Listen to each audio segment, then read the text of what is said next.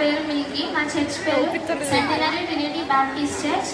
నేను దుష్టుల ఆలోచన చెప్పిన నడవక, పాపుల మార్గంలో నిలవక, అపహాస్యకుడు కూర్చుని చోట కూర్చుండగా, యెహోవా ధర్మశాస్త్రమునందు ఆనందించుచు దీవారాత్రములు దానికి ధ్యానించువాడు ధన్యుడు.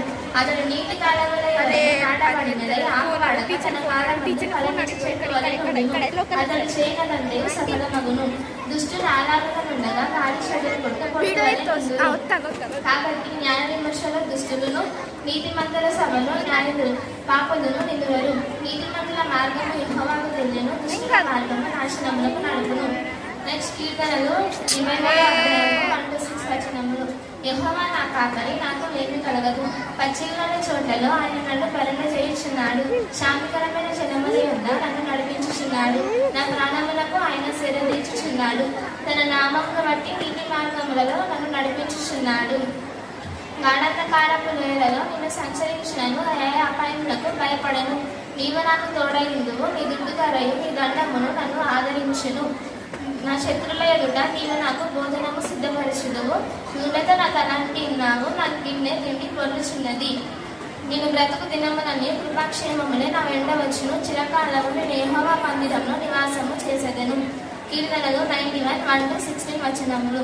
మహోన్నతిని చాడన నివసించువాడే సర్వశక్తిని నీడను విశ్రమించువాడు.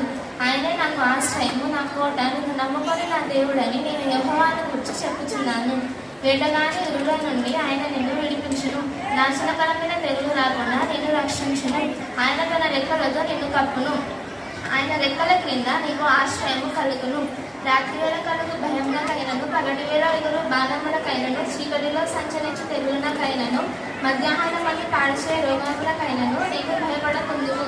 నీ ప్రక్కలు 1000 మంది పడినను, నీ కుడి ప్రక్కలు 10,000 మంది కూలినను అపాయము నీ వద్దకు రాదు. నీవు కనులారా చూచుచుండగా భక్తిహీనులకు ప్రతిఫలము కలుగును.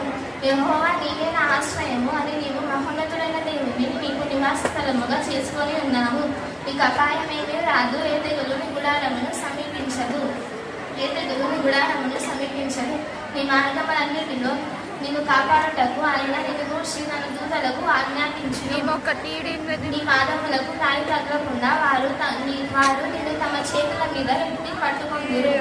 నీవు సింహములను, నాగపాములను తొక్కెదవు. కొదమ సింహములను, భుజంగములను అడగతొక్కెదవు.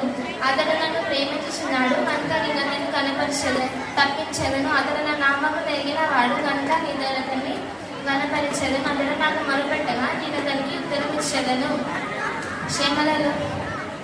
శ్రమలలో నేను అతనికి తోడై ఉండును. అతని విడిపించి అతని గొప్ప చేసి